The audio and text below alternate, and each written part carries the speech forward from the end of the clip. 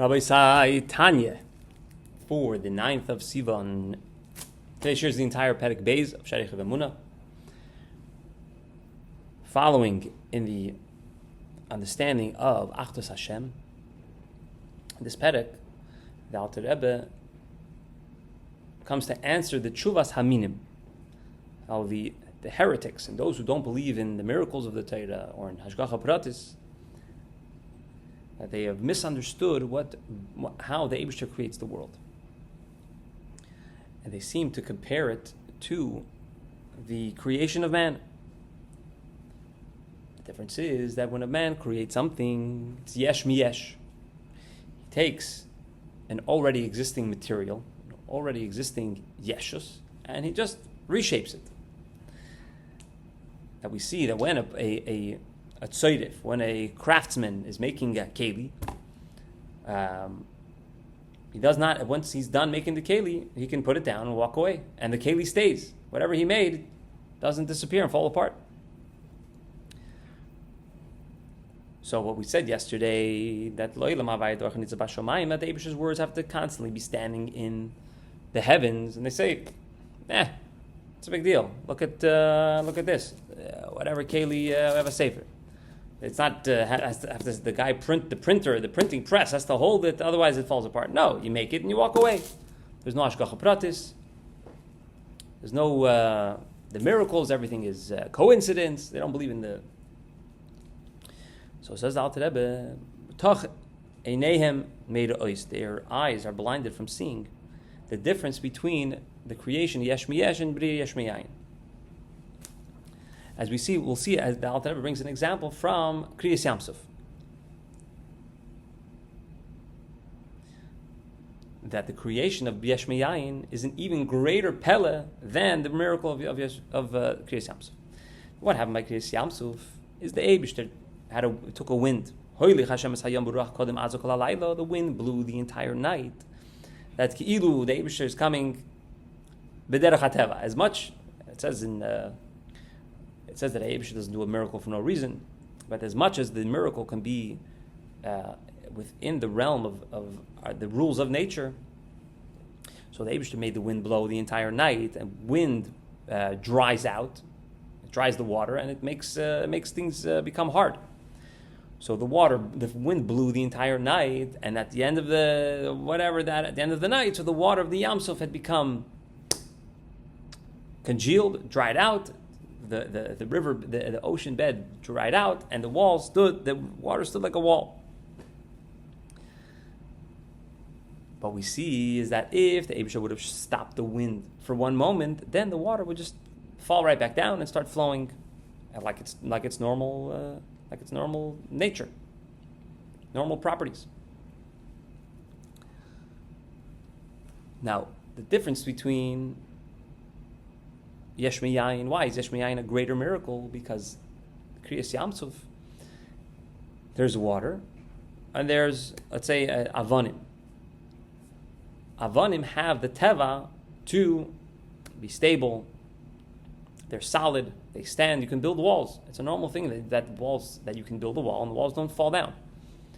That is a teva that exists in the world. Then you have water. Happens to be that the teva of water is that it flows and that it's not solid. Okay, some things are solid, some things are liquid, as we call it. So what the Eibusher did is he took an already existing nature and superimposed it onto the water.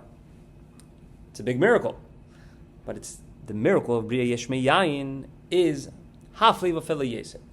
Why so? Yesh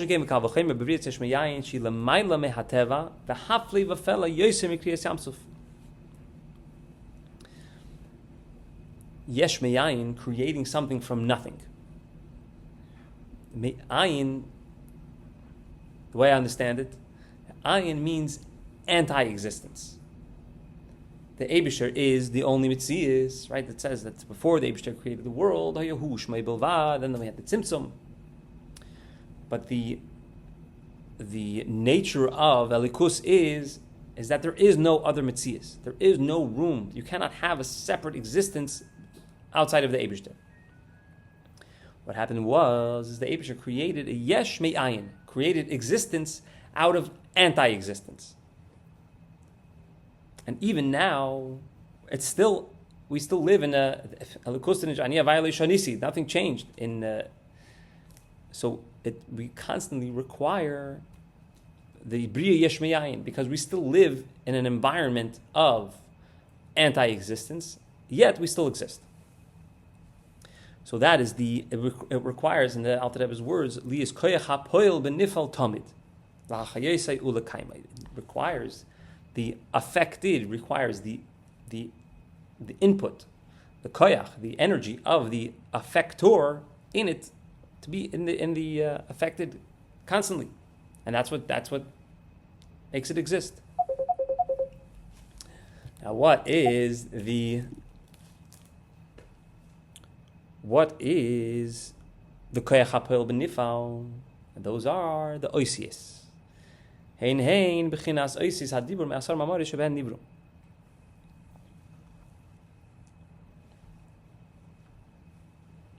The words of the Asar Mamaris are what create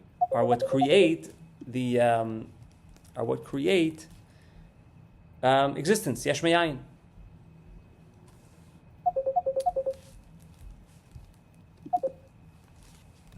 Sorry. What's going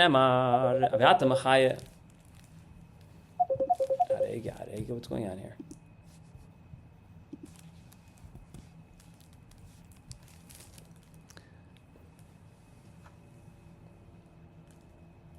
The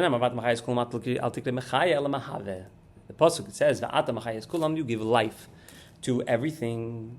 So, that the Eibusher forms his havus, it creates everything, not just gives it life, but he creates everything. And the ata is a remez for aleph to taf is the 22 oisius of the aleph base, and the hey refers to the hey moitzais hapeh, the 5 parts of the mouth that are used to pronounce different sounds. He breaks it down over here. Where is it? Aleph, Ches, Hey, Ayin is from the throat. Beis, Vav, Mem, Fei is from the lips. Gimel, Yud, Chaf, Kuf is from the palate. Dalet, Tes, Lamed, Nun, Sof from the tongue. And Zayin, Samach, Shin, Reish, Tzadik use the teeth. Now, what does it mean that the Eibusher speaks? We know that the Ein Lidmus Haguf. But it says in the Torah, "Vayidaber Hashem, vayemer Hashem." So he begins his galus.